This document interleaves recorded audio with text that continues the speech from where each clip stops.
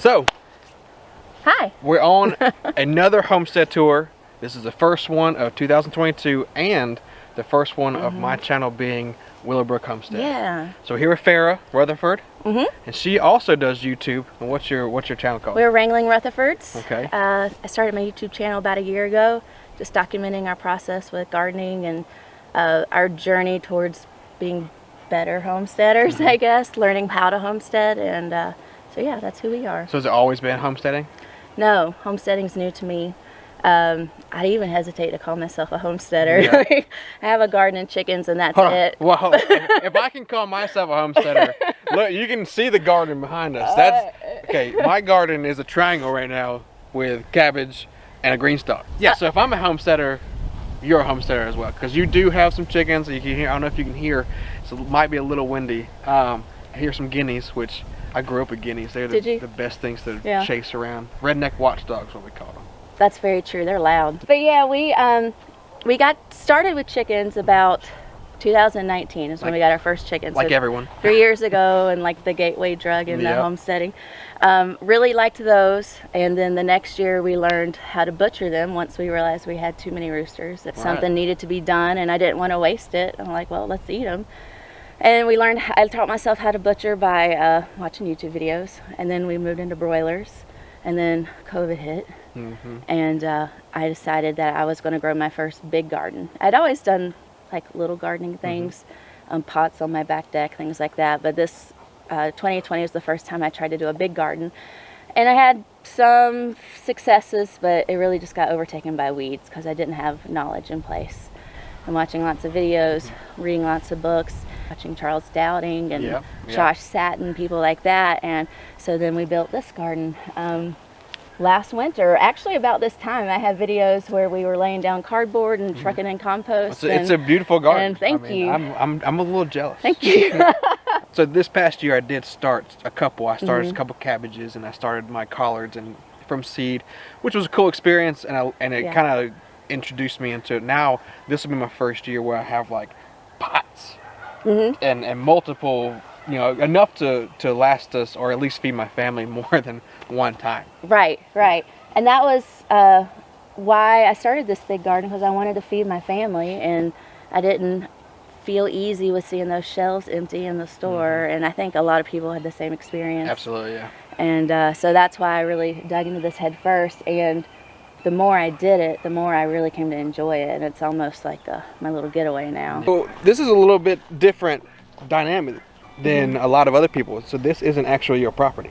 That's right. This is family property, property that I grew up on. My parents own it, and they have allowed me to use it to grow a garden and raise my chickens. So. Well, that's nice. Yeah, so we share everything with them, of course. You said you live about 5 minutes away from here? Yeah. Now, do you have a small yard, or so we actually live in a HOA, so we only have a half acre. Okay. And we're under restrictions about what exactly we can do on that half acre. So I do have 4 like 3x6 raised beds in my backyard that I grow some things in there. But like a kitchen garden. My kitchen garden, but I can't have any chickens or anything like that. So. Yeah. See, but you make do. Right. You wrangled in the family. Pun intended. I do wrangling. Yeah, I do have to, you know, be careful about, hey, do you care if I do this thing? And usually they're okay with it, but I always make sure I ask permission first. As long as you share. Yeah. Right? Oh yeah. So tell me what you got growing so far right now. So actually these rows right here, with the exception of this blank one, these are all cover crops. I really had a bad time, even though I did no-dig gardening, I had a bad time with weeds towards the end of the summer. And I've been reading a lot about soil health and trying to build your soil. So I decided to cover these areas with cover crops as an effort to build the soil. Wood chips. How did you have wood chips down, and looks like you have some cardboard. Yes, I need to get some. I need to get more wood chips, but I trucked in wood chips borrowing a friend's trailer from the Edmond landfill. Okay. And that's how I obtained them. I need to go get another load soon. But yeah, we have wood chips, cardboard that I actually got from TSC. We went and asked the manager, hey, I see a pallet of cardboard back there. Can we get it? That's the homesteading way. And they're like, okay. And we're like, how much do you want for it? And he's like, he just came up with $20, and it was a giant pallet full of cardboard. Right. But cardboard, wood chips, and compost. Now, you know, you can, I got a video on this, and I'll put a link in. But if you talk to any tree trimmers, like if you go on Facebook, Yes. even like SENG and Mid Carolina, all those guys who are trimming up limbs along the road, if you stop and you say, hey, I'm right around the corner, just dump it, and it saves them money, and they absolutely love I need to get hooked up that way. Yeah. I haven't run across any lately. There is a tree trimmer guy that goes to our church, and I talked to him about it, but it just hasn't worked out where his jobs have been close enough to mine, and I'll take as many wood chips as I can get. Yeah, because they're still calling me, and they're like, hey, can you need any more? No, I haven't even gone through, I'm not even halfway through the 2 dumps I had. So yeah, definitely. That would make life a lot easier just to have somebody dump it for me. A couple rows I have cover crops, and then these 3 rows down here are actually my first stab at a true winter garden. We have down here on this row, we have different cabbages. This is red purple cabbage, Savoy cabbage. See, my cabbages haven't gotten this big yet. I'm kind of scared. When did you plant these? I ended up buying plant starts from local nurseries, some in Rock Hill where I work. Right. So I hit them up on my way home from work. So that's also interesting. And I haven't said where we are yet. We are in Batesburg, which is not too far from my house. You're a NICU nurse? I'm a NICU nurse practitioner in Rock Hill. Rock Hill, which, if you're not familiar with South Carolina, that's about 2 hours away. So she works 2 hours away. But her schedule's pretty... Yeah, thankfully I only work 2 nights a week, and I cover 16-hour night shifts, so it makes it doable to commute back and forth. Yeah. But it's interesting. It's not something a lot of people do or can really wrap their minds around. So that's what she told me. That's how she learned how to garden, was listening to podcasts on her way to work. Yes. There's really no other time in my day to really listen to podcasts because I have a large family as well, and I'm busy a lot, so that's what I carve out time. Right. Now I see these Brussels sprouts, and I mean, oh yeah, you want honestly, to look at like them? I've already said, your garden. I'm jealous of your garden in general, but these Brussels sprouts, I planted 4 Brussels sprouts, and I seed started them, and I was so proud of them. And then I had a chicken. Oh, those pesky chickens. And for y'all who watch my channel, you know this chicken. You know Scarlet. She got out and she ate 3 of them. And so I have one, and it's like barely hanging on. It's there. But it's not like these. These are absolutely beautiful. These are also starts from a local nursery. This is my first time ever growing Brussels sprouts. First time? Yeah. See, now you're making me more jealous. I'm sorry. But no, that's why we're here. We're here to learn. Yeah. And so what I've been doing is pulling off the lower leaves as they get taller. I read that helps the Brussels sprouts size up and grow bigger because it puts more energy in the sprout than the leaf. Right. And so far that's working for me. Right. Now you have what used to be.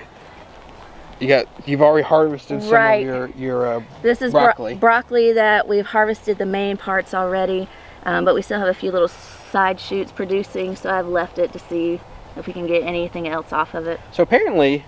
And we just figured this out. We have some friends at Say Mojo, Homestead. When I did a video with them.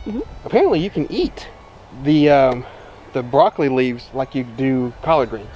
I've heard that. I haven't tried it yet. We cut them up and cooked them in our Instant Pot, like we would. Oh yeah, I think I saw a picture you posted. Yeah. Wow. Was it? They were amazing. And I just used I used a couple spoonfuls of bacon grease that we had saved, put in there. That way I wasn't like cooking a ham bone or anything. I was saving the ham bone for my actual collards. The special stuff. Right, the special stuff. But because I didn't want it to be bad and then waste my ham bone. But it was very good. So apparently there's a lot of nutrients in the leaves. I'm actually not a big fan of collards. What? Oh, sorry guys. We gotta leave.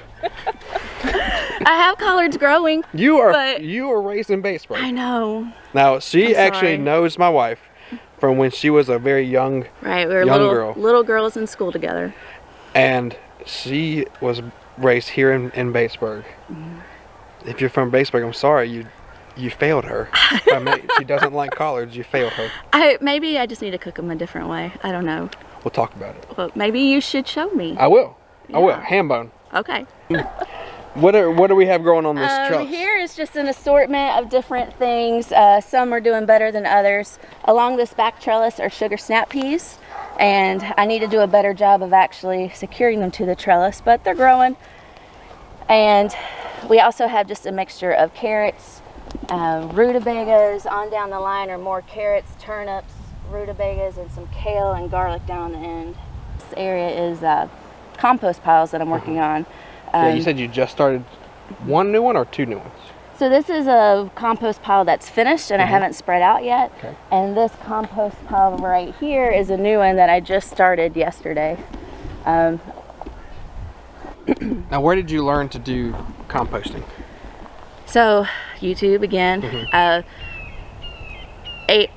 What's the name of their channel? Oh, Permapastures Farm. They have several videos on the 18-day composting method. And they explain it pretty thoroughly, and I wanted to try it because it had a bunch of chicken bedding. My extent of composting right now is I have a little three-sided pallet. Yeah, pallets. Thing, and I'm just like turning. I'm adding leaves and whatever other things I can put in there. I just put some ash, some wood ash in there, flipped it, and I do have some. I'm like being gentle with it because I found two nice sized potato sprouts. Did you? Yeah, and I mean like they're like about knee high. Yeah. And so I'm like, oh, I don't want to disturb them. That might be my first potatoes. 18-day composting method from Permapastures Farm on YouTube. This is probably the third or fourth pile that I've done this year, and I have a couple videos about it. It's actually one of my most watched videos. It's just me flipping chicken poop was popular apparently, but but it seems to be working really well, and I discovered that good quality compost is hard to find at an affordable price. True. And so I have the means to make a pile. I just figured I better teach myself how to do it. So in your compost, you're using chicken manure. So where are you getting this chicken manure from? Well, we have quite a few chickens. You want to see them? Let's go see the chickens. Okay. So this is our chicken coop that we built back in 2019. I asked my dad, could I get some chickens and put them on his property? And he agreed to let us get chickens, and he said he would pay for the coop if we built it. So it worked out good for both of us. That's a nice coop you got there. Thank you. My husband pretty much designed and built the whole thing. Yeah. So we started with the chicken coop, and we quickly outgrew it because we were keeping them housed in the coop all the time, and realized we needed more area for them to run. And then the next year we built the fence around everything. And then we also built this chicken tractor that you see here, and we have just some little bantams in there right now, but we used it when we have meat birds and broilers. We use it to raise our meat birds so we can move them every day.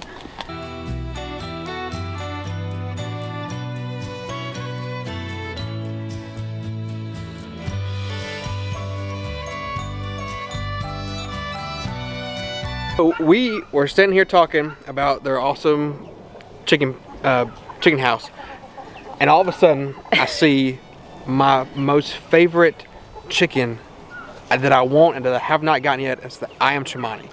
Yeah. So she has a rooster and how many hens? 3 hens. And 3 hens. And I'm really trying to sweet talk her, but she won't let me have one.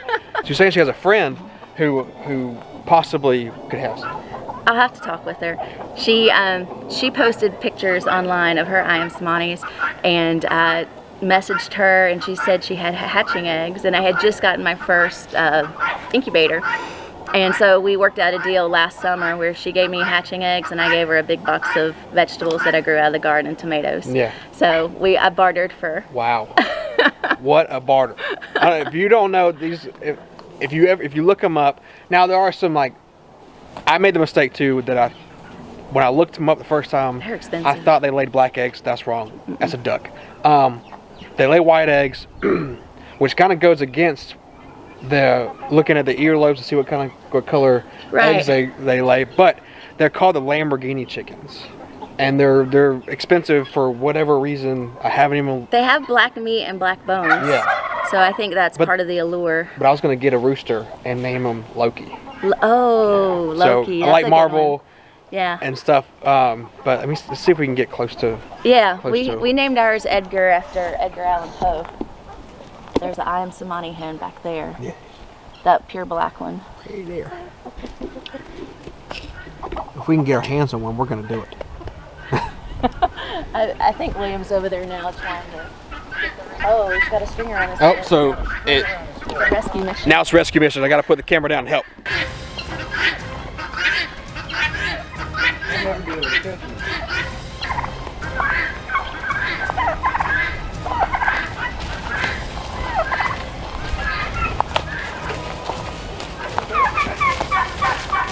So close.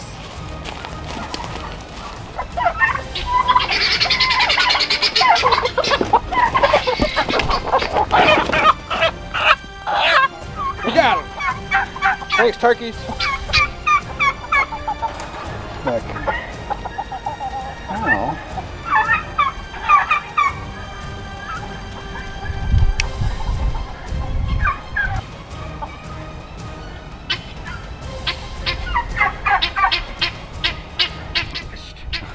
So this.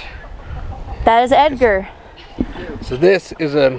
How did you say you said Samani? I said I am Samani. I've heard it Chamani. I don't know what the correct way is. I am Edgar. I am Chimani. See how black he is, beautiful his feet. Just an absolutely gorgeous rooster. Super fast. I don't know if you can tell on camera, you probably can't, but like they have like a little bit of green in their feathers. Very, very metallic-y looking. But Yeah. favorite chicken of all times, and I want one, and I will get one day. Regardless if I had to pay for it or not.